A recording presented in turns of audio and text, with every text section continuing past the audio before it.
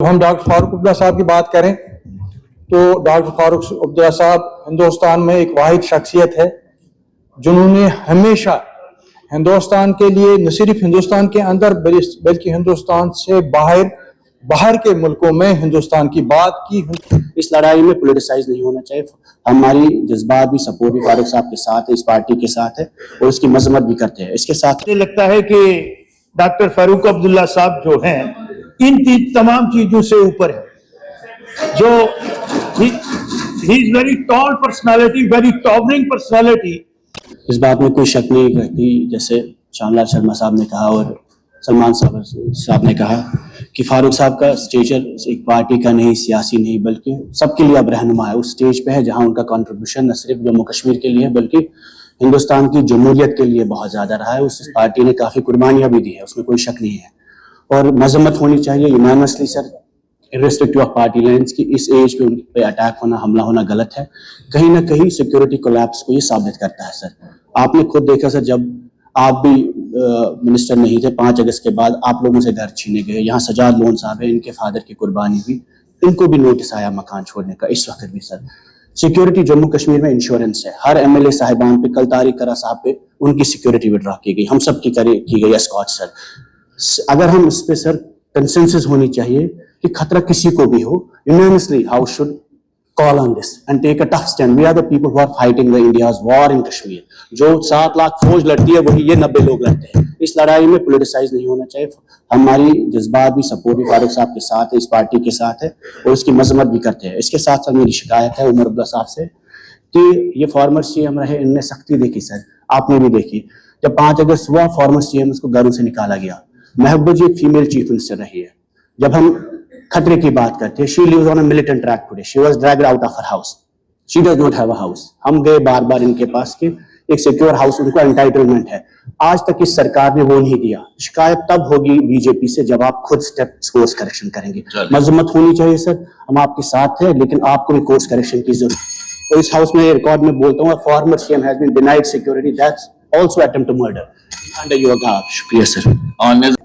पूरा हाउस जो है इसमें कंसर्न है।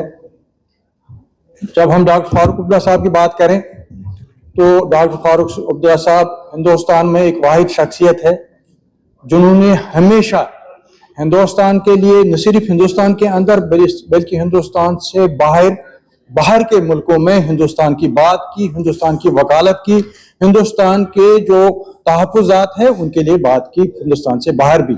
और हिंदुस्तान के वजीर आज़म ने वक्तन फवक्तन उनको हिंदुस्तान की वकालत करने के लिए हिंदुस्तान के बाहर भेजा और वहां फारूक साहब ने हिंदुस्तान के लिए बहुत सारी कुर्बानियां दी है। बाद में जम्मू कश्मीर के अंदर भी उसको झेलना पड़ा। और आज जब फारूक साहब पर यह अटैक हुआ, इस बारे में ऐसे लग रहा है जब अटैक हुआ, अटैक के बाद गवर्नमेंट बिल्कुल खामोश है। मैं सिर्फ उस गवर्नमेंट की बात कर रहा हूं जिस गवर्नमेंट के तहत होम मिनिस्ट्री है, जिस गवर्नमेंट के तहत पुलिस है, जिस गवर्नमेंट के तहत एजेंसीज हैं। लेकिन इतने दिन हो गए, इतने दिनों से बिल्कुल होम मिनिस्ट्री, होम की तरफ से, LG की तरफ से, उसके पुलिस डिपार्टमेंट की तरफ से कोई स्टेटमेंट नहीं आ रहा है। आखिर क्या वजह है कि क्या लैप्सेस है? क्यों नहीं वहां पे पुलिस थी? क्यों नहीं पुलिस का तहफ्फुज़ वहां पे था? क्यों नहीं पुलिस की सिक्योरिटी वहां पे थी? और अगर ये जो हादसा हुआ, इस हादसे के बारे में पुलिस ने क्यों नहीं अभी तक कोई ऐसा स्टेटमेंट दिया कि हमें पता चले आखिर कौन लोग हैं, कौन सा वो शख्स है जिसने अटैक किया और उसके बारे में उसका बैकग्राउंड क्या रहा है और उसकी वजूहात क्या है, इसके बारे में बिल्कुल खामोशी है। ये एक हमारे लिए एक समझ लीजिए, हम हैरान है इस बात पे। आखिर क्या बात है, क्या वजह है कि पुलिस भी खामोश है, LG का ऑफिस भी खामोश है, एजेंसीज भी खामोश है, कोई बात बाहर आ नहीं रही है।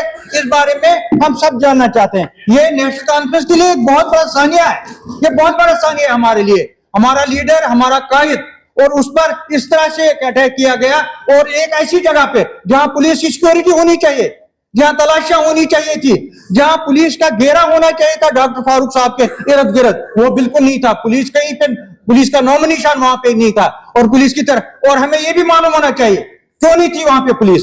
अगर पुलिस नहीं थी तो पुलिस के खिलाफ कार्रवाई क्या की गई? जो कंसर्न एसपी है उसके खिलाफ क्या कार्रवाई की गई, जो कंसर्न एसएचओ है उसके खिलाफ क्या कार्रवाई गई, जो उस एरिया में जो पुलिस की चौकी हो या पुलिस स्टेशन है उनके खिलाफ क्या कार्रवाई की गई, इस बारे में कुछ नहीं हुआ है, कुछ न उस बारे में कुछ बताया जा रहा है। मैं ये समझ रहा हूं कि ये जो अटैक हुआ ये एक साजिश के तहत हुआ है, इसका कोई बैकग्राउंड है, कोई साजिश है, कोई एक कॉन्स्पिरेसी है, और बहुत ऐसी कॉन्स्पिरेसी है जो हमें मालूम नहीं है, लेकिन जो हालात है, हालात से लग रहा है कॉन्स्पिरेसी के तहत ये किया गया है। क्योंकि हालात इसलिए हम कह रहे हैं क्योंकि पुलिस की तरफ से कोई स्टेटमेंट नहीं आया, क्योंकि पुलिस की कोई सिक्योरिटी वहां पे इतनी थी, क्योंकि पुलिस के किसी अफसर के खिलाफ कोई कार्रवाई नहीं की गई, उसको किसी को सस्पेंड नहीं किया गया, किसी के खिलाफ कोई एक्सप्लेनेशन नहीं लगाई गई, किसी के और ने कोई किसी के तरफ से कोई स्टेटमेंट आया। जनाब स्पीकर साहब, मैं आपकी वजह से आप जानना भी चाहते हैं और आपकी तरफ से एक डायरेक्शन लेना चाहते हैं कि एक डायरेक्शन आपकी तरफ से आए कि इस हाउस को बताया जाए, क्योंकि पूरा हाउस कंसर्न है। जैसे वहां पर बीजेपी के ऑनरेबल मेंबर ने कहा कि ये सिर्फ इनका कंसर्न नहीं है, हमारा भी है, हम इसका मतलब पूरे हाउस का एक कंसर्न है, इसलिए हाउस को यह हक बनता है, पूरा हक बनता है कि हाउस में एक जानकारी मिले कि आखिर कैसे हुआ, क्यों हुआ, और वो पुलिस ने यानी गवर्नमेंट ने क्या कार्रवाई इस बारे में की, ये एक हक बनता हम सब लोगों का। हम चाहते हैं इस बारे में यहाँ पे एक स्टेटमेंट आए जो पुलिस या होम मिनिस्ट्री की तरफ से, एलजी के ऑफिस से होना चाहिए। शुक्रिया। श्यामलाल जी। Party line. और मैं शुरू में मेरे बहुत ही फाजिल दोस्त मेरे अजीज बहुत अच्छा बोलते हैं, लेकिन एक थोड़ी सी छोटी सी कोरेक्शन करूंगा। सलमान सागर जी को उन्होंने कहा कि मुस्लिम लीडर, मुझे लगता है कि डॉक्टर फारूक अब्दुल्ला साहब जो हैं इन तमाम चीजों से ऊपर है। जो he is very tall personality, very towering personality, और जिस तरह की उनकी अप्रोच रही है, और उनको किसी आदमी से सर्टिफिकेट की जरूरत नहीं है। और हमारा पूरे हाउस का जो कंसर्न है, और उसमें गलती तो है, स्टोटी लैप्सेस हैं, हमें जब ये बात करनी चाहिए तो बड़ी खुल के बात करनी चाहिए। क्यों हुआ, कैसे हुआ, वहां पे बीबीआईपी और प्रोटेक्टिव पर्सन येड प्लस वो अगर वहां पे विजिट कर रहे हैं, वहां पे जा रहे हैं, तो क्यों इसको इतना लाइटली लिया गया? कोई भी हो, मुझे लगता है कि हमें रिस्पांसिबिलिटी, मैंने कल भी ये कहा कि इंस्टीट्यूशन की क्रेडिबिलिटी खत्म हो रही है। यहां पॉपुलर गवर्नमेंट तो हमारी बन गई, लेकिन इंस्टीट्यूशन की अथॉरिटी जो है वो रिस्टोर भी होनी चाहिए, और हमें उसको प्रोटेक्ट भी करना चाहिए इस हाउस को। कहीं ना कहीं ये छोटी चूक नहीं है, और इसको हम ऐसे इग्नोर नहीं कर सकते। तो मुझे लगता है कि ये पूरे हाउस का कंसर्न है। मैंने तभी कहा कि अक्रॉस द पार्टी लाइन,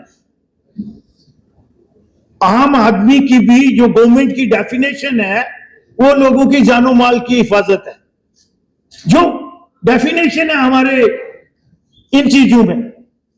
तो अगर इतने बड़े व्यक्ति विशेष की इतनी टॉवरिंग पर्सनालिटी, पूरी जिंदगी पहले वो डॉक्टर रहे, वहां भी इंसानियत की सेवा करते रहे, उसके बाद वो पब्लिक लाइफ में आए, और उनकी जो अप्रोच रही है वो ये तमाम जो मजहब की बात करते हैं या बरादरी की बात करते हैं वो उससे बहुत परे है।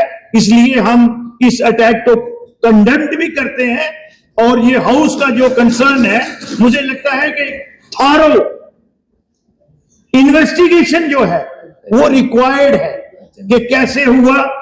और मुझे लगता है कि हमारी जो यूनियन गवर्नमेंट है उनका भी ये कंसर्न था, और जितनी हमें जानकारी है हमारी टॉल लीडरशिप ने उसी दिन आदरणीय डॉक्टर फारूक अब्दुल्ला साहब से बात की है। हमें भी ये कंसर्न की बात है, और यहां हाउस की तरफ से भी डायरेक्शन भी जाने चाहिए, और मुझे लगता है उससे ज्यादा हमारा कंसर्न जाना चाहिए। बहुत बहुत आपका धन्यवाद।